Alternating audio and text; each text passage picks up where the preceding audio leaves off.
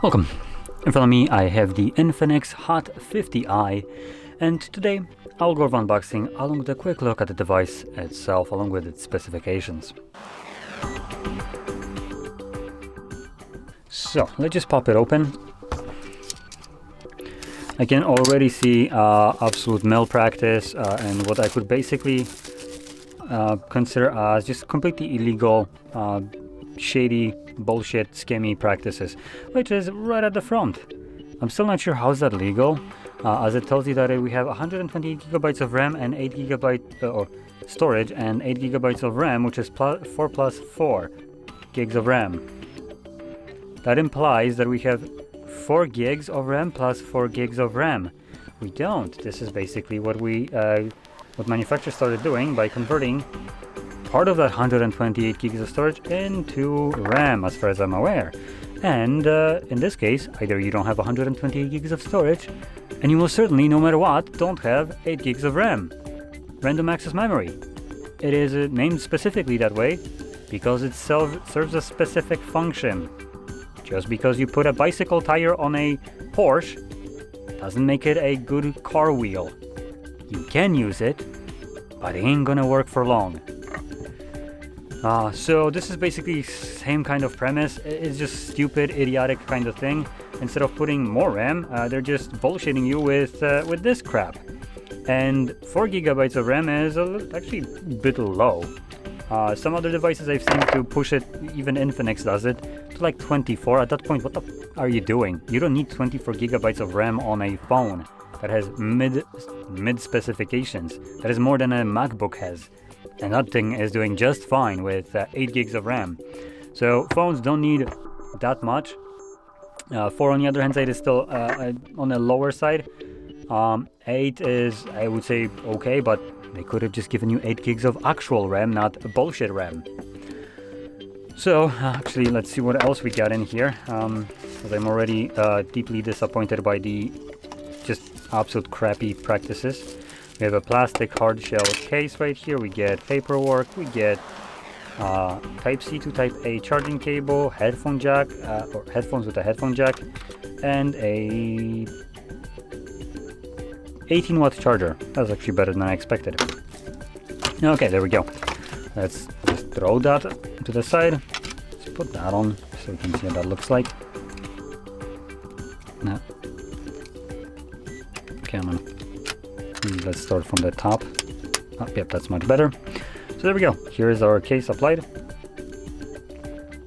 Now the phone in hand feels a bit cheapish. It is made primarily out of plastic from what I can feel.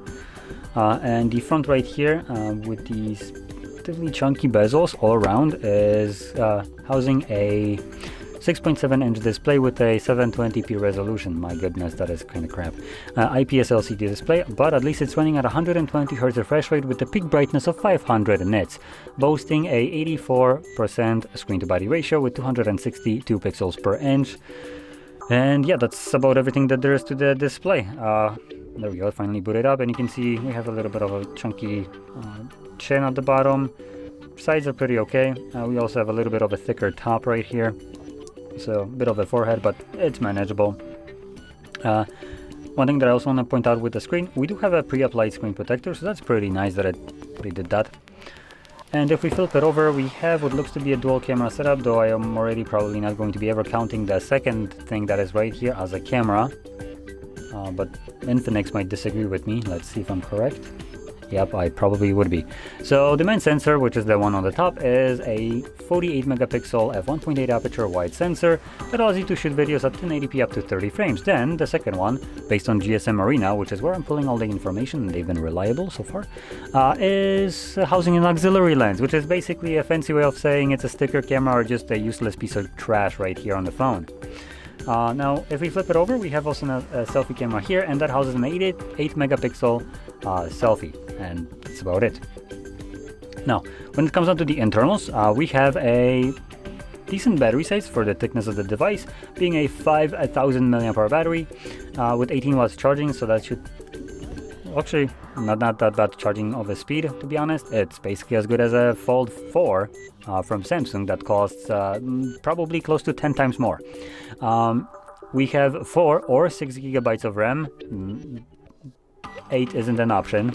This is a 4. Just because it says 8 on the box is just a bullshit. It's actually 4. And it is powered by a Helio G81 processor. And comes with 128 gigabyte storage or 256, depending on which option you go for. We also have a side-mounted fingerprint sensor, not power button, but volume rockers. The fingerprint sensor is a power button. Then at the top we have a speaker. On the left side we have our tray, which houses SIM/dedicated SD tray. And then at the bottom we have a headphone jack, microphone, charging port, and speakers. And there we go, that's about everything that there is to the device. So one last thing that I wanted to go over is the price of this device, which isn't listed on GSM Arena, and probably for the better, as these prices usually just fluctuate, so it's not that they will have a most accurate price. But this phone is unfortunately at $150. Holy shit. What?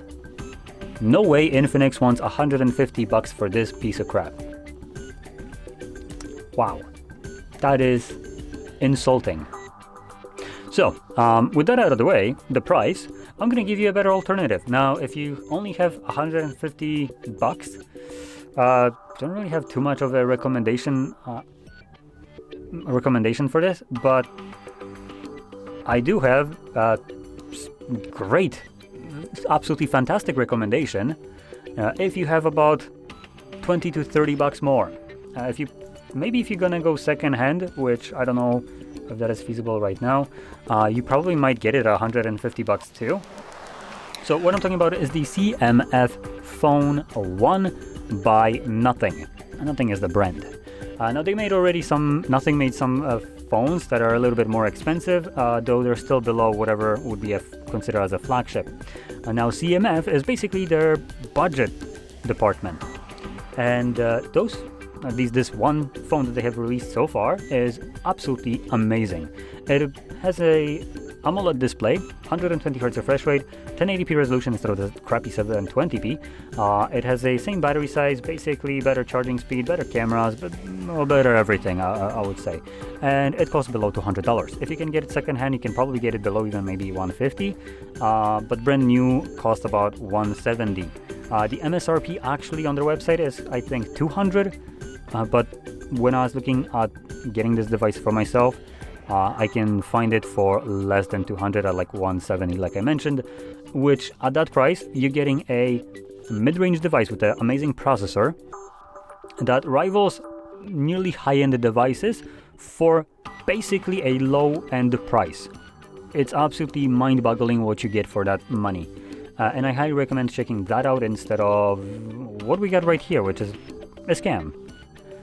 So anyway, with that being said, hope you found this video helpful, and if you did, don't forget to hit like, subscribe, and thanks for watching.